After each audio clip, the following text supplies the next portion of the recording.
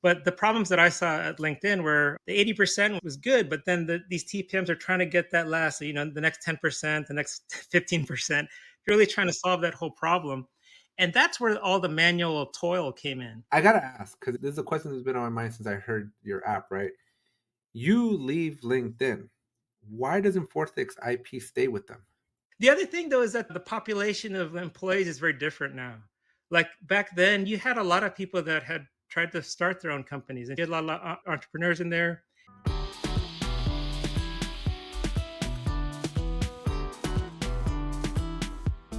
Hey everyone, welcome back to the Summer of Atlassian. Today I got Rino from the Bay Area and founder of Forthix here, and we're going to be talking about a couple of interesting things. Now, Rino, you've been in my network for almost a year now, no? A little over a year. Yeah, I think so. I think there was an ACE meeting in October. So Matt was there, Danny was there. Oh, it was February. It was February this year. But you and we connected when you and Matt left LinkedIn.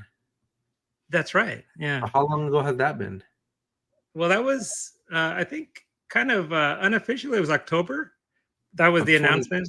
And then, yeah. So it's about, we're rounding up to the year now. So it's been kind of a while. So Matt landed in, was it Adaptivist, right? Yeah, yeah. What have you been doing to keep yourself busy? So one of the things I did at LinkedIn, so the reason that Matt and I kind of worked together was he was our Jira admin. And what I was doing is I was building tools for engineering team using tools that use Jira for the engineering managers and TPMs. And so, yeah, a lot of Matt gives a talk about the things not to do, right, to Jira. And so I think one of the first things that we talked about was making sure that I wasn't going to abuse the APIs and bring Jira down or anything like that. But once he kind of saw what I was doing, and I think that he started to trust me. But I built like a lot of tools, man. It was like by the time I left, it was like over 800 of these little tools. And so that was kind of cool because I got to talk to a lot of people. The API? Yeah. Let me step back a little bit. So the way it started was, at LinkedIn, like we would build like one app and try to solve a problem. And what was happening is that people would say, yeah, I love this, except for I would like it to do this one more thing. And so, you add the one more thing and then somebody else wants one more different thing. And then after a while, it gets kind of like messy. And so what we did was we said, okay, we're going to step back, get all the requirements, try to build one tool that everyone will be happy with. So we spent a long time doing that. And then at the end, same problem. Like we had the tool and then people say, yeah, I love it, except I want to do this one more thing. So at that point, I realized, should be the developer's dilemma, right? Yeah. So what I realized was like, I don't know if we're going to be able to solve this problem. And I think everybody has this kind of illusion or a delusion that they can solve it with one tool. And so I said, you know what, let's just let's just embrace it, man. Let's go right into it and just say, we're going to build like any custom thing that you want. And so that's kind of where the platform that I developed at LinkedIn came from. Is I wanted, the goals of that platform was to be able to build quickly, like any little tool, any variation that you wanted. And to do that, I had to build something that let me tweak the tools after they were deployed, because they needed to be like far front end tools where as soon as something changed, you could tweak it yourself. Something else changes, somebody else takes it on, etc. So that's kind of where it came from. Yeah. A tool to build tools. Yeah. And so, and actually deeper than that, it was also a language and a platform to build these tools. And so the language was called Forthic. That was a language that I created. So we open sourced that. And then I built like hundreds of these tools for people. And what was great about that was it let me talk to like literally like dozens of TPMs and managers about what their problems were. Because I think as you build tools, a lot of times you kind of come at it with the perspective of, I know how to solve your problem. I will tell you how to solve your problem. And to some extent, I had that myself, where it was like, okay, I know what you want. I'm going to build it for you. But in the process of talking to people, what would happen is that you would learn like, oh, the reason that you want this weird little thing is because your situation is like totally different. So for example, you have like teams that are building products. You also have teams that are building like platforms. You have teams that are interacting with customers, and each of these teams has like very different needs. And so if you try to like have one size fits all for them, it just doesn't work. And so Yeah. yeah, No, that's kind of where it came from. so, And so so by the time, oh, go ahead. I'm sorry. no. So where do you then fall if we were to look at something like ScriptRunner? Where would you fall on the spectrum? So it's kind of so actually one of the apps that I've that's in the marketplace that we have now is similar in functionality to ScriptRunner in the sense that you could build new functionality directly within Jira, and so part of it is like ScriptRunner, but part of it is also the platform for building like the UIs for things. And so I think when I was showing some of the things that I had built, Easy BI came to people's minds as well, because a lot of the things that I built were also reporting types of tools. Another I'm set of very. We're gonna see a demo, right? We're gonna be able to see Yeah, it. I'll show you a quick demo. Yeah, absolutely. Um, Because I'm very curious now. 'Cause so on a scale of like coder friendly, right? So as an end user, where do you need to be on the coding spectrum? yeah, that's a great question, and it's funny because like at LinkedIn, initially I had not intended for anybody outside of me to write the code for it, and it just happened that over time, people say, can you just show me how to do it? Can you show me how to tweak it? And then I would say, hey, this is how to do it, and people were able to do it. So even people that were not very technical. And so I tried to, as I'm taking this technology and porting it into the Atlassian marketplace, and in particular onto the Atlassian Forge platform. I'm struggling a little bit with that, with what you just said, because I feel like there's room for like that whole spectrum. Because I think that on what I started with initially was an app that was very like coder like, Friendly, and yeah. you kind of Like you needed to need to know know what how to you were code, doing. right? Yeah. Yeah, and then I made a second app which was less coder like, but still a little bit of a learning curve.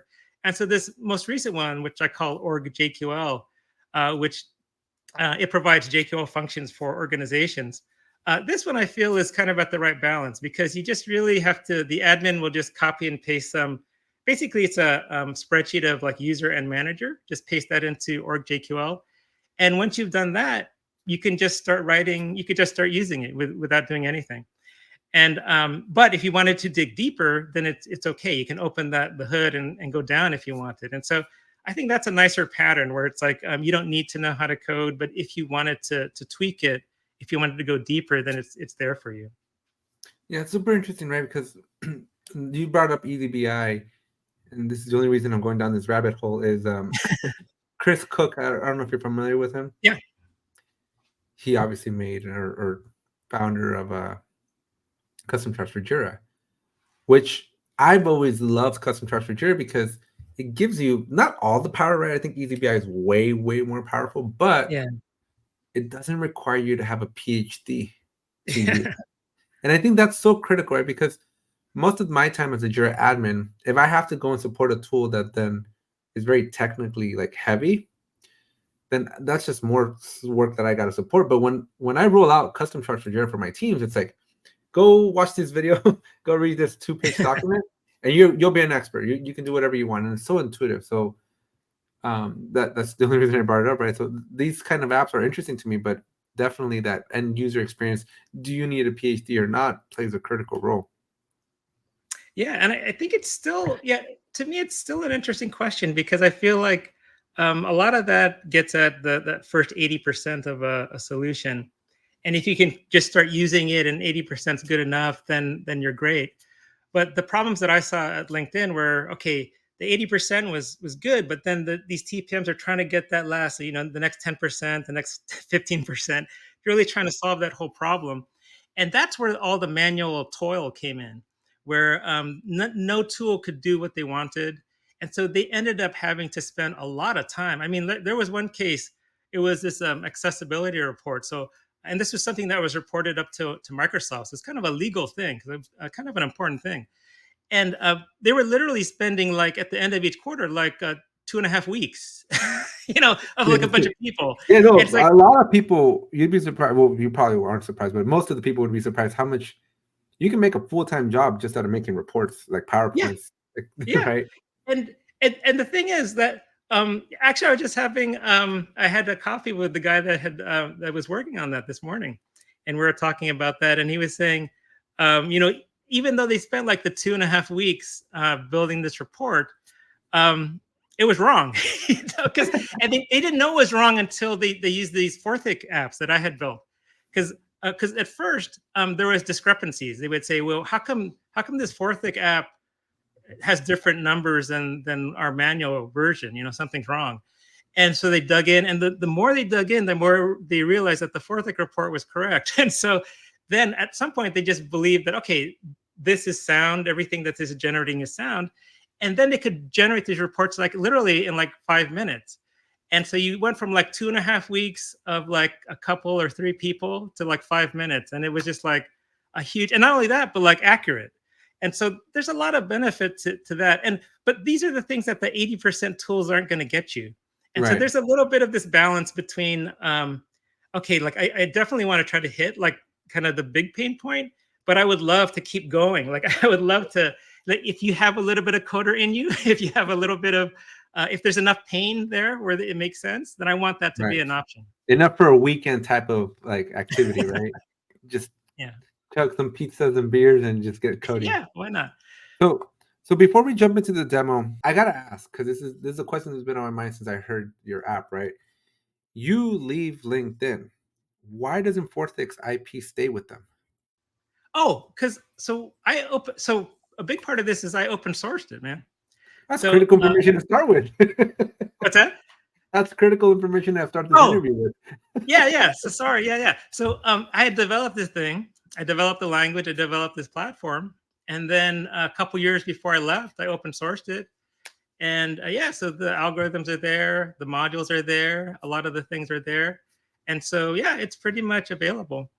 And then the rest of it is just problems, right? I mean, the problems you don't have IP on.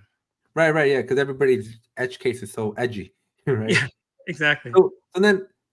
So now, okay, you part ways with LinkedIn then, and so you have this baby that you've nurtured, but it's open source. So where's the business model? Oh, so I think so this is where for the language I created isn't like a mainstream language, and so I think some people compare it a little bit to like MDX and EasyBAI, but I would say it's different than that. I think it's more in a way it's simpler in a lot of ways, and it's more it's different. But the part of this is that you kind of need to change your mindset of how you code in order to really leverage it. And then the other side of it is those pieces are open sourced in there, but like, for example, like if you want to run this in Forge, that's not going to run in Forge, automatically. And so what I had to do is port all of that code so that it would run inside of Forge. And so that stuff is not open sourced. And so a lot of that, the technology for making that happen, the technology for like writing a Jira gadget, that's not open source. A lot of things that tie into the Atlassian framework are not open source. And so that's kind of where a little bit of the IP is now. Okay, so that's interesting then, right? So I feel like I just want to see it at this point because I haven't seen it, and I have an image of what I think this looks like. Okay. But I'd love to. Have you ever heard of Honeypot? No, I haven't. So Honeypot's is like YouTube channel where they interview like the founders of React, the founders of like Node.js, Vue.js, right? And so I kind of feel like I might have a new career in my hands where I go interview folks that come up with brand new languages and brand new products that maybe we don't know, but maybe Forthic is going to become like mainstream at some point, right? I will see. I don't know, because it's based on so there's a language called Forth that it was based on, and so that's never really been a mainstream language. How did you come up with this though? Like, what was the idea? So it was really, so I'm a language nut. So I love like learning like lots of different languages. And so that's your soul. Better you than me. And so of all the languages I've learned, there's a language called Forth that stands out. And part of the Never heard of reason is it. that, yeah, it's a stack-based language. It has the same, you know how, okay, you know PDFs? You know PDF, Yeah. right? Yeah. And so PDF is based on PostScript. And Okay. PostScript is what they call like a stack-based language. And so Forth is similar to PostScript. It's also a stack-based language. And you don't need to know the details of that. But I'm Where just does saying that YAML? it's a very different like model. Like if you think about a document and you think Yeah. about like an application, they're very kind of different models. And yet they share at some fundamental level, it's just code, right? Right. So you can make things out of these things, but to do it, it requires kind of this different mindset. But the reason that it's very interesting is because it requires very little code to do things and very little resources to do things. And so what I've been able to do is build a Forthic interpreter that runs inside of Forge. It runs Mm. inside of so Forge has both a backend and a front end component. And so you have Forthic interpreters running in both. And it's that lightweight How do and you build small. this? Like, how do you even bring this to existence? Because I'm a coder, man. This is what I do. I You know, solve problems, man. so I've seen like the interviews of like React, right? And I'm seeing like the guy saying like, oh, we just didn't like the way things were done back then. The way like because React's like an asynchronous thing, right? Yeah, Without getting yeah. too many details, right? And then like we just didn't like the way data was handled, right? Back then there had to be a perfect handshake and all this other stuff, and websites were slow to load and all this other stuff. And the guys are just like talking about how like they just spawned React into existence. I'm like, how do you how do Well, you you know, bring something like that? because those guys, so I'm telling you, like they all, if you look at the way it's designed, a lot of it was based on functional programming. So a lot of it Mhm. was based on like ideas out of Lisp and Haskell, and other functional There's like languages. the foundation, right? Yeah. And so out of that, the desire to apply those ideas to these problems, that's kind of where React came But to from. come up with like an interpreter and stuff like that can't be easy. Well, actually, the core of it is actually pretty easy. It's actually even a phone screen question. Not for Forth, but you know, there's a phone screen, yeah, for coders where you essentially write a little interpreter. And so all Forthic is I must you suck keep at going. coding then. I must really, really suck at coding. I don't know who I was talking to. I was talking to somebody recently. I'm like, so I have a computer engineering background, minor in computer science, and one of my biggest regrets is I never learned how to code properly. I got traumatized so early in my career. I took the first class that I took on pointers. My professor was like 1,000 years old. He was like the worst. This guy shouldn't have been teaching. And it was one of those things where like you miss one day. It was this bad. My first that class, right? It was a second level class in my university. We jumped into a Linux terminal, and I'm like, "Where's the mouse?" I had never not used the mouse before, and so I had not only the learning curve of like learning about pointers Yeah, yeah. and and help me out here, objects, Well, yeah, right, yeah, and all that and- stuff. yeah. Memory management, pointers, allocation. Yeah, nodes and all that good stuff. But so not only did I have to worry about that, but then I also had to learn how to use Linux. And that Yeah, was a learning curve in itself, right? yeah, Like yeah, yeah. Vim and all that stuff, like just didn't exist. So right there, that was I can attribute that single moment, that 15 period of weeks of my life where it just went downhill for me. I haven't Well, been able to recover since. you know, if you ever have like time, I think it's worth going back. And I think you're right. I think it's like trying to do too many different things at once. And so then you don't know, like if something goes wrong, you don't know, is it a Linux thing? Is it a C thing? Is it a conceptual thing? And then Right, you just yeah. have too many things to try to figure out and you're just like, oh, forget it. But yeah, definitely like do one thing at a time, man. And you can do this. I've had this idea since I have some. So now that I'm like this YouTuber, right? Like I love the YouTube stuff. And I'm like, I might be time because I have zero imposter syndrome with Jira. I am so confident in my Jira skills. Even if I don't know the answer, I'm more confident of it in exploring Jira, right? Like ScriptRunner is one of the things that I'm gonna start conquering next because it's Okay. something that's scary. And I don't have a whole lot of experience, but it's something like I feel like I can pick it up now, Yeah. right? But now I look at all my coding books, I still have like my C++ books and all that stuff. And I'm like, I wonder if I can teach myself now, knowing what I know, knowing how I learn, knowing how I teach. Because I was also 18 years old when I first Yeah. wrote my Yeah. line of code, right? And I'm 35 years now. Like, I think I can teach myself how to code better than than when I was going through the university.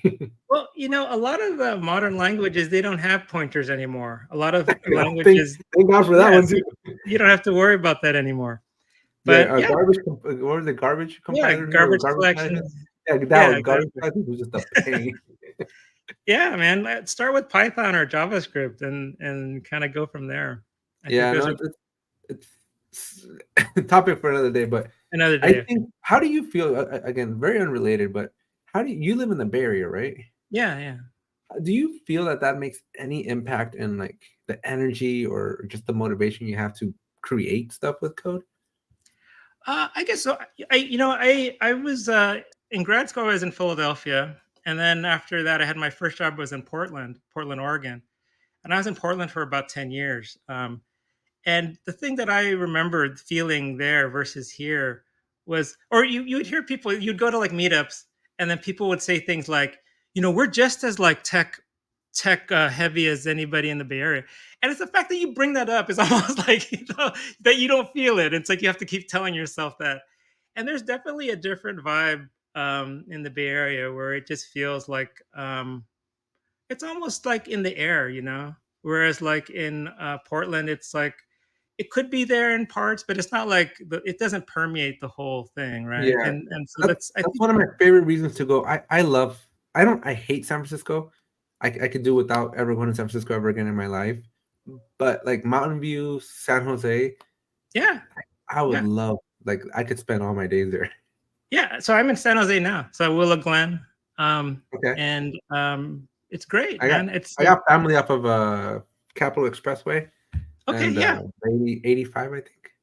okay, yeah. Well, next time you come by, like, let me know, and we'll get I'll let together. you know. Yeah, I definitely want to stop by. I went in 2009. I stayed at San Jose State University for about a month. Okay. Actually, exactly a month. My wife and I, we went, and we got to go tour Google, and we got to go to Nvidia, and we got to do like all the tech companies. And part of me, like every once in a while, I might be oversharing here, but I just thought I'd share with you, right? But part of me, like every once in a while, like I'll like tune into like WWDC, right, and go, man, how cool would it be to like work at Apple or something like that, right? But then the other half of me is like, how cool would it be to like utilize the Apple ecosystem to make something, right? And so I'm always in that catch, like I don't want to work for a big tech company, but I want to take advantage of tech companies' code, like you're doing with Atlassian's APIs, Yeah. to then create something. And I think that to me seems more rewarding, which is why I was really excited to talk to you. Yeah, yeah, and I think that's definitely true. Yeah, well, funny story about WWDC is so this is when I was in Portland. Um, they were trying to at the time early, I don't know when this is like Oh wait, with 2000. the Apple Store was when the Apple Store came Yeah, out. yeah, but before Apple Store. Like they were calling me because I was part of the developer program. They were calling me trying to convince me to come to the WWDC. So it's just kind of funny. Like you look at like now it's so popular and everybody's trying to get there and where it started. So it's kind of a lesson in growth there too. It's like they really were hustling. They're trying to build a Yeah, community and around they're still that. trying to And hustle it because they can't get developers to make anything for Vision OS. well, I think people need to see a little bit more from that because Maybe yeah, not $3,500 either. As soon as I yeah, saw that price point, I was like, this thing's got to be dead on arrival because it's just, I had a hard time justifying $500 for a Quest 3, which is why I went with the Quest 2. yeah, It was like $300, yeah. It's a kind let of alone 10x more. a big lift to use that thing. And So, anyways, actually, go ahead. go ahead. No, go ahead. It's your show. Oh, no. I'm So, just in awe. I am like so starstruck right now, right? Like, I've had a lot of coder friends, but I feel like you epitomize the character that I would want in a coder. so, Microsoft had the HoloLens, right? And so I picked up one of those a few years ago, and so really excited about it. It was pretty amazing and all of that. And the Vision Pro is definitely like way better than that, but it has a lot of the same problems. And so when I see people talking about it, I know, yeah, I know exactly that problem. I know exactly that problem. And there's a lot of things in the way of that really becoming like something you use every day. Yeah, I just And have a hard time keeping this thing on for so long. Yeah, it's Right. you put them on, it doesn't feel heavy, but after a while, start pulling your head down. Yeah, not only that, but like, I mean, I don't know how old you are or generation you are, right? But I grew up with like, don't sit so close to the TV type of thing, right? Yeah, yeah. And like, so all of a sudden, you have I the know. TV like right there. It's right in your eye. I'm like, I wonder who was somebody's lying. It's either the new companies or the 1990s company. It feels wrong, right? That something is shooting something directly into your eye, So but bright too, right? It's like a bright light, like right into your yeah. retina. I don't understand it yet, but we'll see where we're at in the future. I'm just waiting for the chip or something. Something just like engraved into your or something else. Because I can't imagine anybody having to wear anything. Unless it's like glasses. Glasses would be fine if they're really light, I don't know. Or, ideally it would be, Star Trek seems to have predicted like everything so far. Like if you had like a hollow deck or something, that's I guess would be the ultimate, right? Where you don't even have to Yeah, do like very anything. Jarvis Iron Man type, right? Where like he's just everywhere but nowhere all at the Yeah. same time. I think that'd be cool. Do you ever think we'll get there in our lifetime? I don't know. I mean, Disney, I don't know if you saw, but Disney just introduced, or they were demoing, like maybe within the last 6 months, like a omnidirectional floor pad. yeah, So I think you stand in place, but you can move, you can run forward, you can run backwards, you can I stop, you saw can run. that. And I also saw there was a demo where there was actually like a projected hologram. Like it was like in a box or something, but still, I guess the fact that they could do it, was impressive. But yeah, who knows? Who knows what will happen? So I really do want to see this demo, but I do have Yeah. one more question. Okay. So after LinkedIn, did you ever think of like maybe trying to get another like? How did you make the call that you're like, I'm doubling down on being a founder versus like I'm just gonna get a job at Google or something? Oh, you know what? It's funny because like when I after so in Portland is when I started my first company, which it I ran that for like 6 years, and eventually it failed, and so I ended up at LinkedIn, and the reason that the how I ended up at LinkedIn was I was giving a talk in Mountain View that LinkedIn was hosting. It was on Ruby on Rails, which was a technology we were using. Yeah, the back then, if you knew Ruby, you were Yeah, like a dime a dozen, right? that was the thing, man. And so then I got a job, and so in a way, even though I was at LinkedIn for like 13 years, it felt like I was like in between like what I was really doing, which was starting this company. So in my mind, it had never been like there'd never been a change. It was like always something I was thinking about, and so You this just is lost the really source of income. yeah. So yeah, LinkedIn helped with my house, with my paying for my kids' college, paying for like for savings and all of that. And so I'm very grateful for LinkedIn. But your heart was somewhere else. Yeah. So and at LinkedIn, what happened is like I was there pretty early on, and this was like back when you're like coding and production. I hate to say it, but that's what I was doing. I was literally on the servers making changes, and like looking at logs going by and making sure everything is working. And so yeah, it was Wild West back then. And Yeah, because of that, it still is to a certain degree. It still is today. It just depends on the size of your company. oh well, I don't not that wild anymore. Like you can't Yeah, literally okay, be. I'll agree. Not that wild, but I can see opportunities more common than not for people to go. You know what? We just gotta fix this right now and just get in there. Yeah. Well, I mean that could happen. But the other thing though is that the population of employees is very different now. Like back then, you had a lot of people that had tried to start their own companies, and so you had a lot of entrepreneurs in there. You had a lot of like go-getters, a lot of like they were self-starters. And so if there was a problem, we would just go fix it. And when LinkedIn really started to grow, when really like was going through that hyper growth period, we hired a lot of people that were not like that. So they were kind of like people that were working, and you'd kind of drop them in and they would work work there. And so their personalities were very different. And so I think in a way that's why you might not see that happen as much anymore, because it almost takes that guy that's like, you know what, screw it, I'm going to fix this. And I got to fix it right now. And that type of personality and that type of mindset is very much a kind of earlier You company don't think type that of you don't think developers are not as risky now? the ones well you get what you hire, right? And so if you hire people that want to follow the rules, and that are this is the way you do it, and then that's what you're going to get. And But is then that a over good thing or a time, bad thing? Should you be a rule follower? Well, that's a tricky one, man, because it's like now we're getting into a little bit of politics too, because who's right? Because it's like that saying where it's like, hey, you gotta, uh, you can disagree, but then at the end of the day, we all salute and then go on. It's Right. like, well, does that mean that you like gave up, or does that mean that you agreed? What does that mean? Like, and so Yeah. what is that good or bad, right? If at the end of the day, the managers and the leadership just want you to agree. And so yeah, I don't know, man. I think Well, when you look at a company like Facebook, right, which was their foundation was on just hack, right?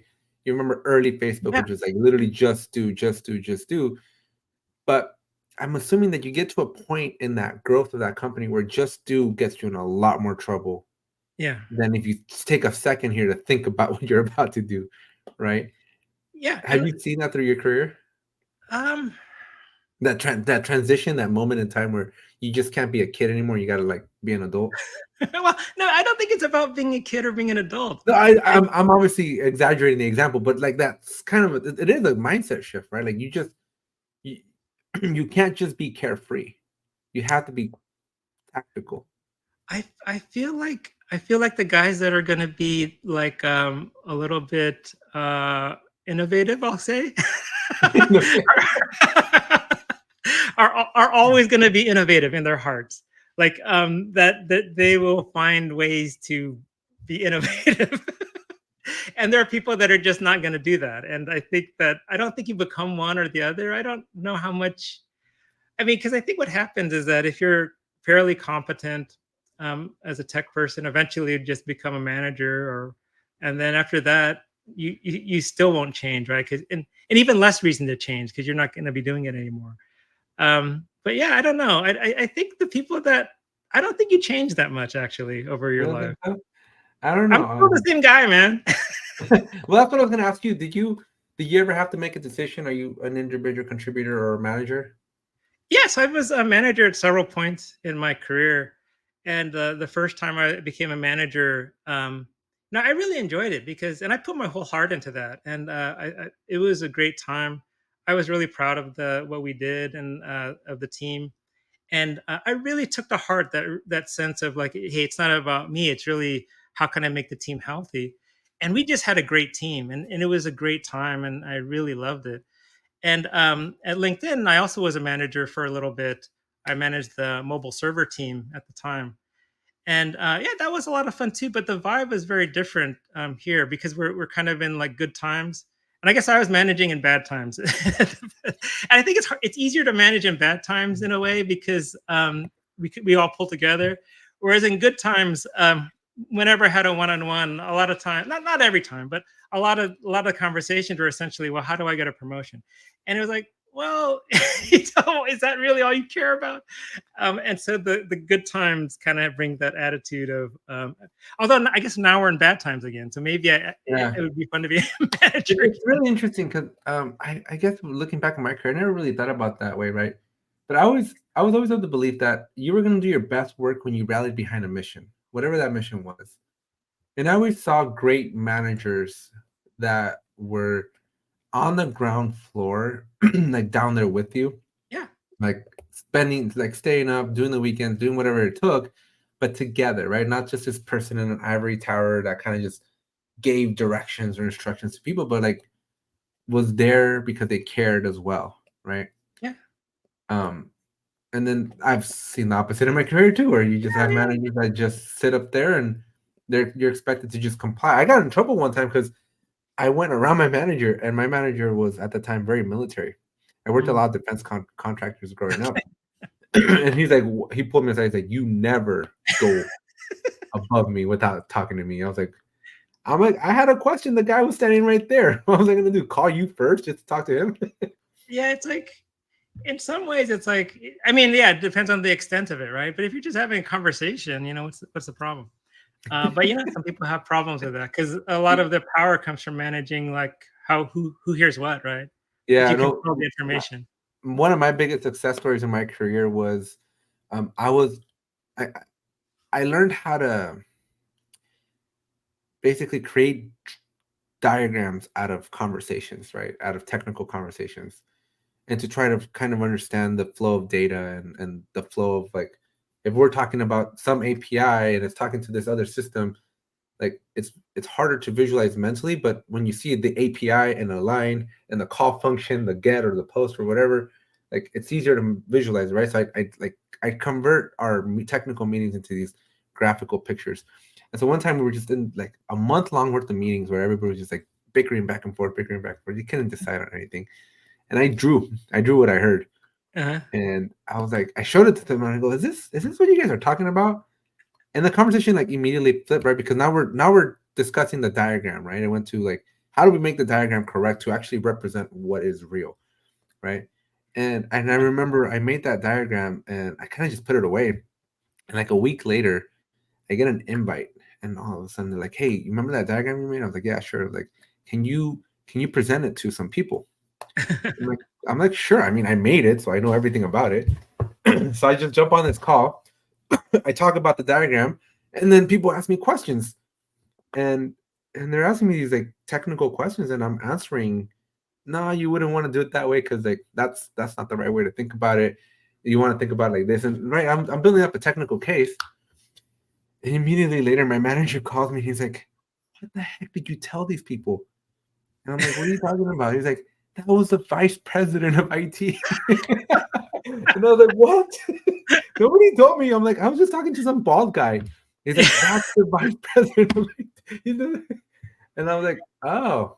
But because the ignorance of not knowing who I was talking to, I was just having an intellectual conversation and defending my technical expertise.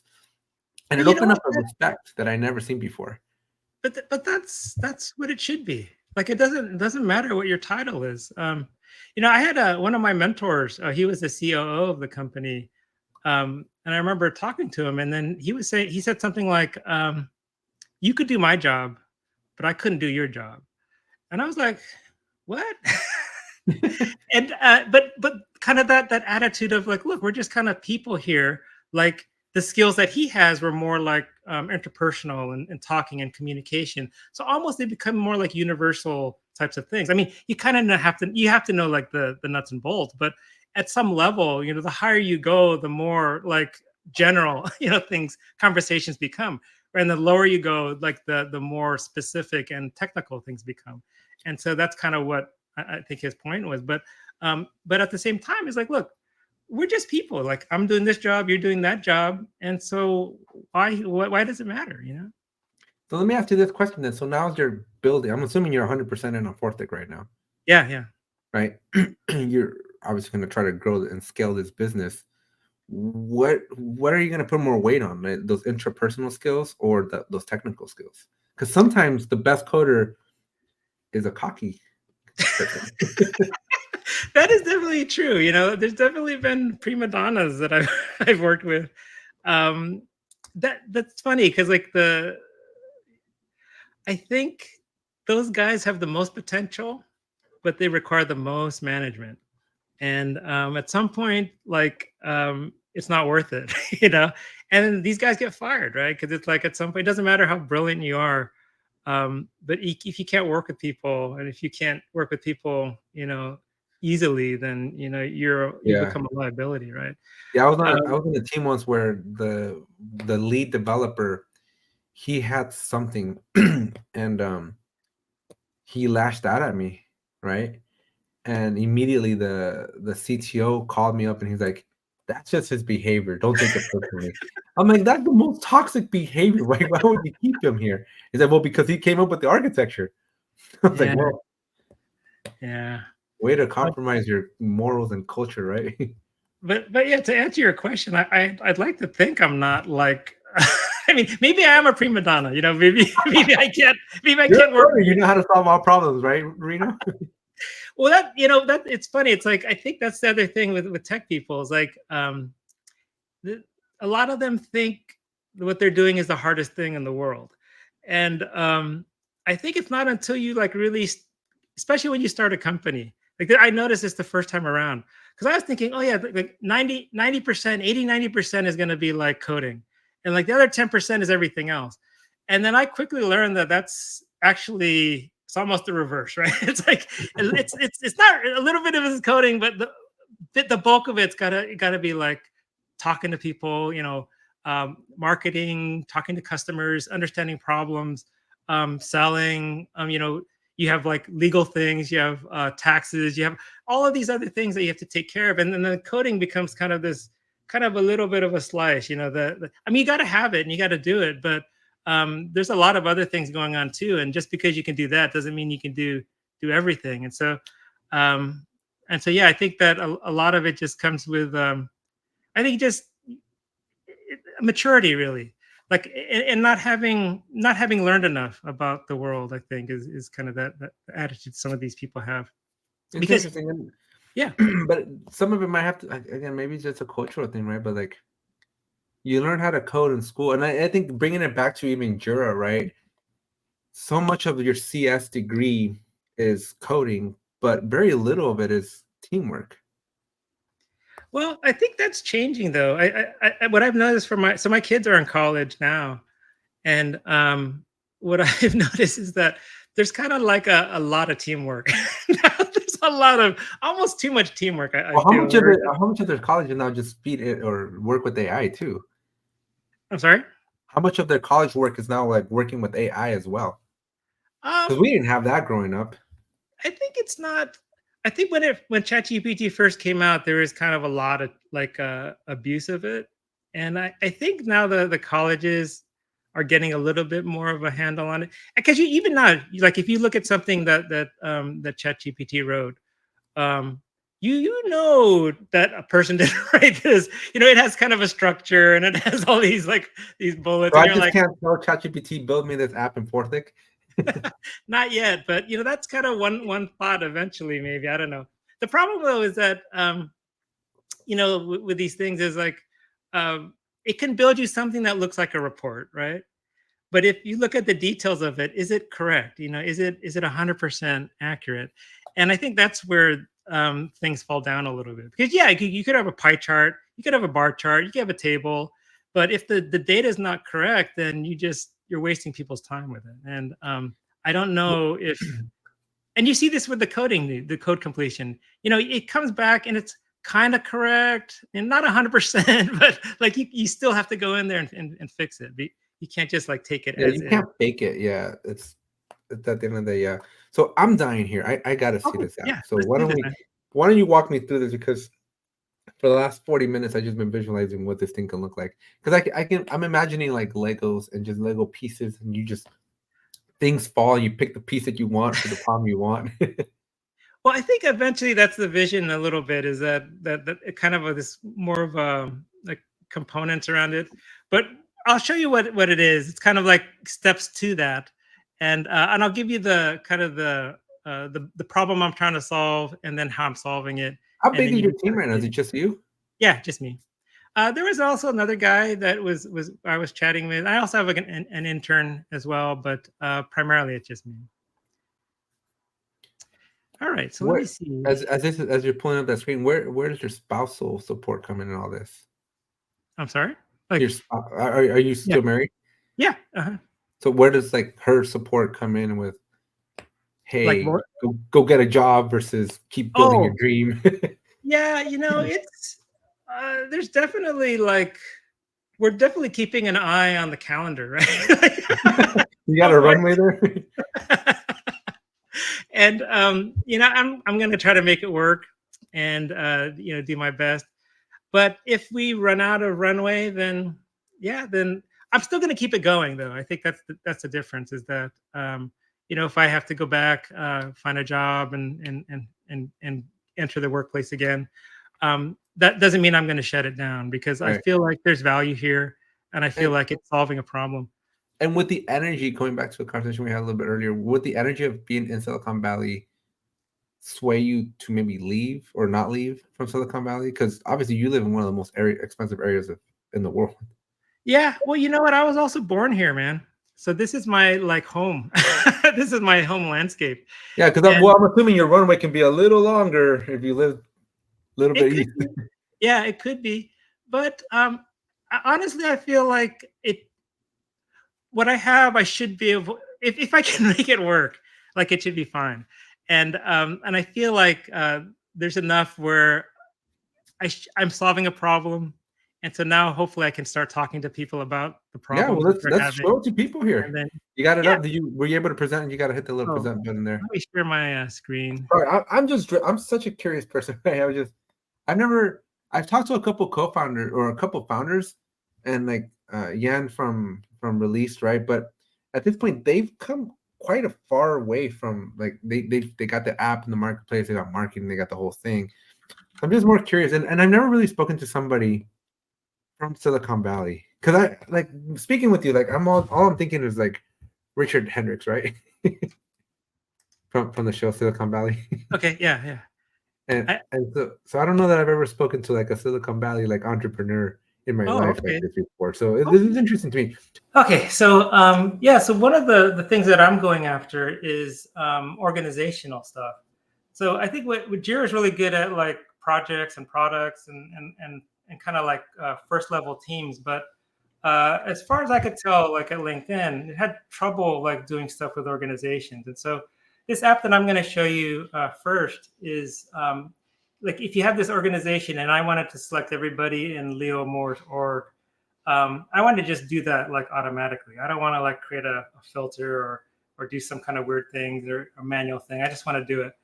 And so so what I have here is org JQL. And let me see, let me just go into here.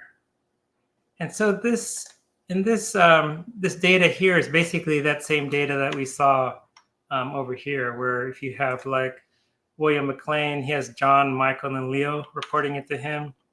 And so you have here, same thing. You have John, Michael, and Leo reporting it to William McLean. And so once you have that data, you copy it from a spreadsheet and you paste it in. Then you could do stuff like this.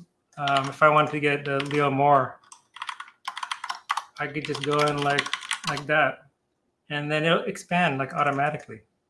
And so if I go into Jira, so if I, let me see, I duplicate this, and then let me copy that query.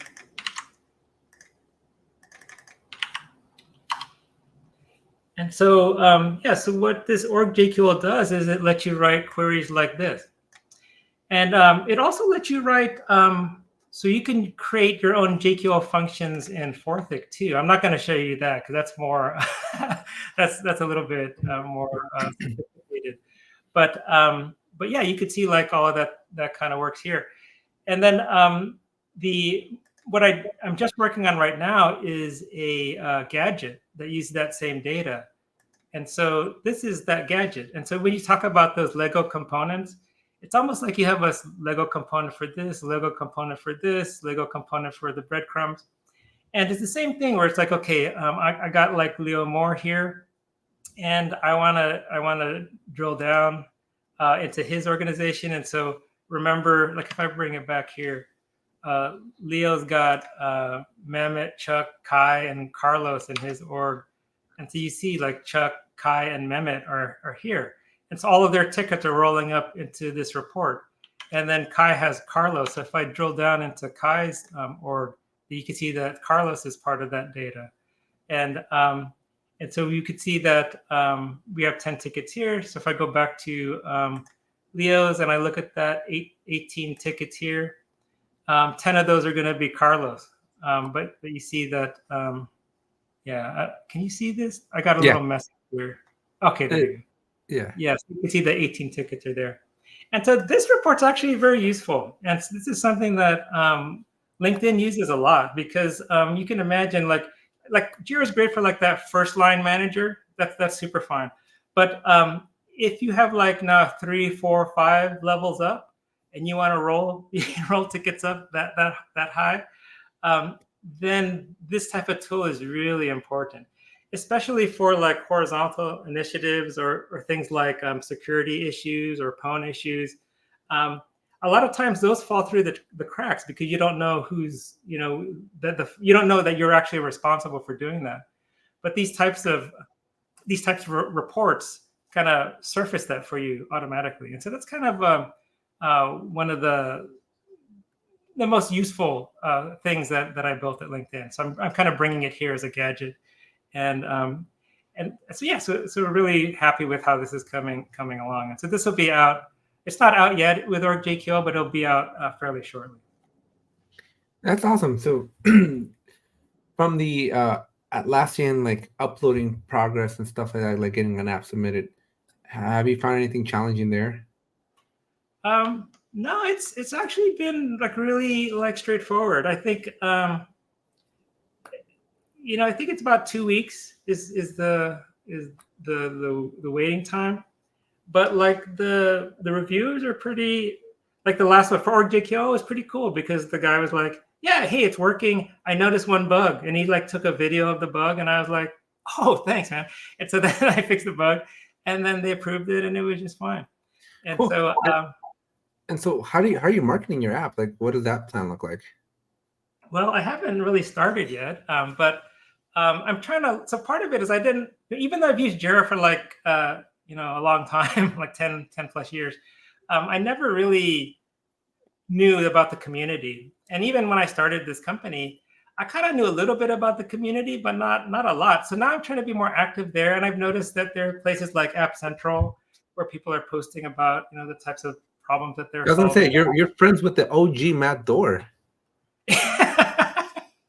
And he's giving me advice, but it's one thing to hear the advice, right?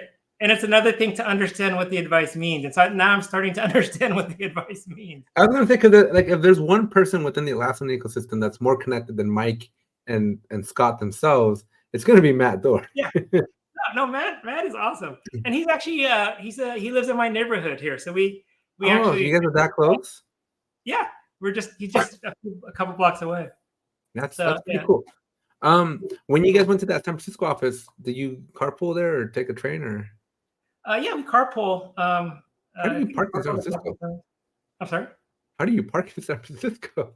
There's like parking garages. You know what I was really irritated about was there's a garage right across from the Atlassian office there. And it was like if you got there like before 5, it was like $45 to park. And then if you got there after 5, it was like $12 to park. And I'd gone there like at, I think it was like 4:37. I was like, is it worth me driving around for 15 minutes? So I was okay. I would have. Yeah, so next time I'm getting there after 5 because that's kind of a $12 feels like a lot, but fine. Well, for San Francisco, it's a walk in the park. Yeah, $12 is fine for that. So, but yeah, so so marketing.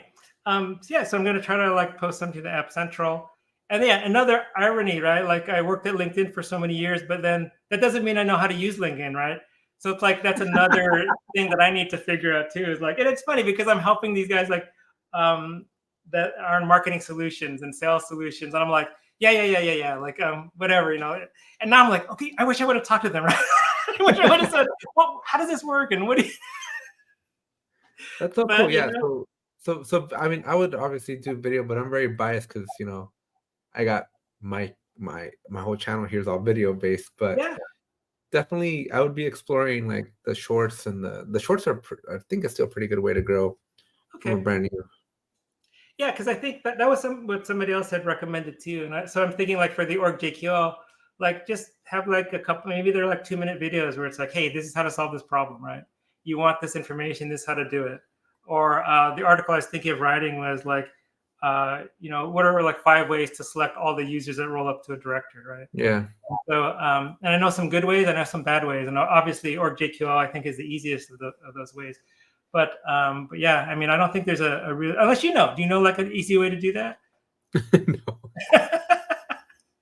But I would recommend you talk to more and more people because what I have found in the Atlassian ecosystem is that everybody's very helpful. Yeah. Right. It's one of these things where like even competitors help each other. And so it's a very rewarding place to be in. And I think for me, part of that challenge is like, look, at my heart, I'm like an introvert, right?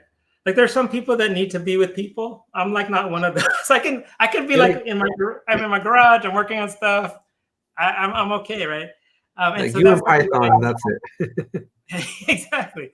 And so part of that is needing to kind of pushing myself a little bit more and because I love like if you have a problem and you want to talk about it, I love talking to like all the TPMs at LinkedIn. That was really rewarding.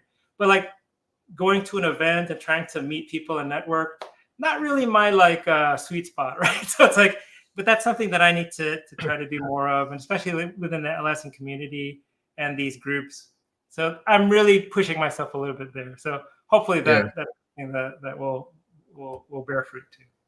Well, Reno, thank you so much for coming on here. I appreciate you taking the time. Again, being my first Silicon Valley entrepreneur that I get to talk to. I wish, I know we saw each other in February, and I wish we would have spent a little bit more time, but I didn't even know how involved I was going to be at that event until that day. You heard that we did the 24-hour live stream, right? I'm sorry? Remember on the Jira Life we did a 24-hour live stream? Oh, I didn't know that. No, well, so on February 15th, we did a 24-hour live stream. Okay. Where for 24 straight hours we stayed up live streaming on YouTube on the Jira Life, my other channel. And Vish, who was like coordinating the events that were going to happen, who was going to speak and all that stuff at the Atlassian conference that I went to when we met, he sent me an email telling me all the questions and all the important details on that day. I was awake for 24 hours that day. Any email that came into my inbox was a blur. So I showed up that Tuesday or Thursday, or whatever it was that we were out there, and Vish is like, "Do you have the questions and everything ready? Any questions?" I'm like, "What?" And he's like, "I sent you an email with like all the questions, the speakers, their bios, everything." I'm like, "What are you talking about?" Oh, that's funny. Well, I couldn't tell. Yeah, well, I'm going through my email like for like 20 minutes before this whole thing starts. I'm like just panicking and going through my emails and trying to see who these people were and I'm about to talk to them. It was fun. It was fun though, and although I think the only thing would be to have more like tension, because it's kind of because when it was a weird panel because it was like everybody agreed with each other, so it was just like I've always found panels to be very weird. But you want somebody to like disagree, right? You want like one guy to say something, one guy to say something, and a third guy to be like, no, I totally. Yeah. Right. And that's where the entertainment comes, right? This is why This is why I haven't gotten kicked out of the Jira Life.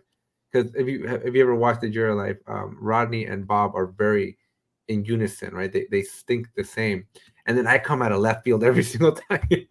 Well, that's good, right? Because then it kind of shows different perspective, and I think that's healthier actually, right? Because if everybody's saying the same thing, then it's like, well, are you all right, or are you missing something? Is there something else? Yeah. You will comply. All right. Well, Reno, again, thank you so much for being on here. I wish you the best. Let me know if there's anything I can do. I'm more than happy to reshare posts on LinkedIn and whatnot, and help you out here as soon as you're ready. So reach out. Don't be a stranger. Okay. Thanks, Alex.